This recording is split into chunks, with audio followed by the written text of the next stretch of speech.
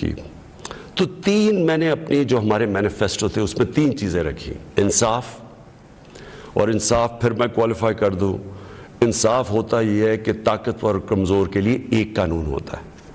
اور جو نبی صلی اللہ علیہ وسلم نے کہا تھا کہ تمہارے سے پہلے بڑی قومیں تباہ ہوئیں، جدھر طاقتور چوری کرے تو اس کو سزا نہ ملے اور صرف کمزور چور، چھوٹا چور جیل میں جائے. انہوں نے کہا قومیں تباہ ہو جاتی ہیں. تو جس طرح حضرت علی رضی اللہ تعالیٰ نے کہا تھا کہ کفر کا نظام چل جائے گا لیکن ظلم اور انصافی کا نظام نہیں چل سکتا. تو یہ بیسس ہے ایک انصاف، اور دوسرا انسانیت، رحم ہوتا ہے ایک اسلامی ریاست میں جو کہ مدینہ کی ریاست میں پہلی فلاحی ریاست بنائی گئی تھی، جو میں بار بار لوگوں کو کہتا ہوں. تو یہ میرے دو ایمز تھے.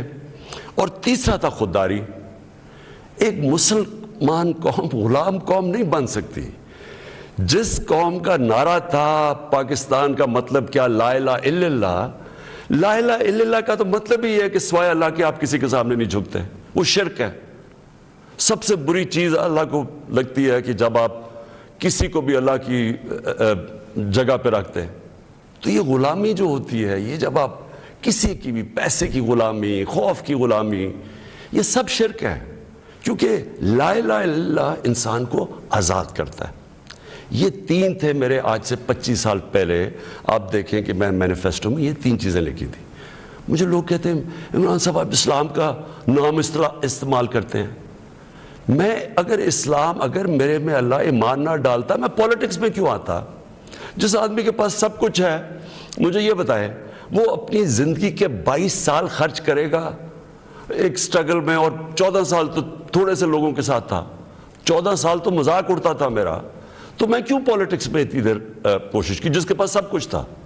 مجھے اتنے لوگوں نے کہا کہ عمران صاحب آپ کو ضرورت کیا تھی پولیٹکس کی؟ میں یہ سچ آپ کو بتا رہا ہوں. بار بار مجھے لوگ کہتے ہیں آپ کو پولیٹکس میں آنے کی کیا ضرورت تھی؟ یعنی صرف آپ کو ضرورت ہی ہو تو آپ پولیٹکس میں آئیں. آپ کوئی نظریے کے لیے نہ آئیں، کوئی آپ کی بڑی ایمبیشن نہ ہو. ایک میں اپنے سارے جو، اور خاص طور پہ میں چاہتا ہوں میرے جو نوجوان ہیں وہ آج میرا بڑا غور سے سنے جو میں نے آپ سے بات کرنی ہے. دیکھیں، ایک مولانا رومی کی ایک سینگ ہے.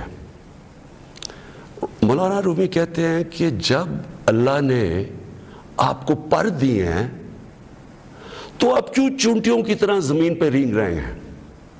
اس کا مطلب یہ ہے کہ اللہ نے ہمیں اشرف المخلوقات بنا. فرشتوں کا انسان کے سامنے جھکو، اور شیطان کو اس لیے نکالا گیا، وہ عبادت بڑی کرتا تھا، اس نے ان کا حکم نہیں مانا، اس میں تکبر تھا، اس نے کہا میں نہیں جھکتا.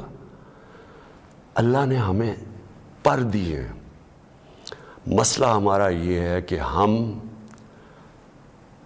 کیونکہ ہمارے میں ایمان کی کمی ہوتی ہے، کیونکہ ہم اور خداؤں کی پوجا کرتے ہیں، جو سب سے بڑا جو شرک ہے وہ پیسے کی پوجا کرتے ہیں، خوف کی پوجا کی، جو وہ بڑی سپر پاور ہے، اور اگر ہم نے یہ نہ کیا تو ہم تباہ ہو جائیں گے.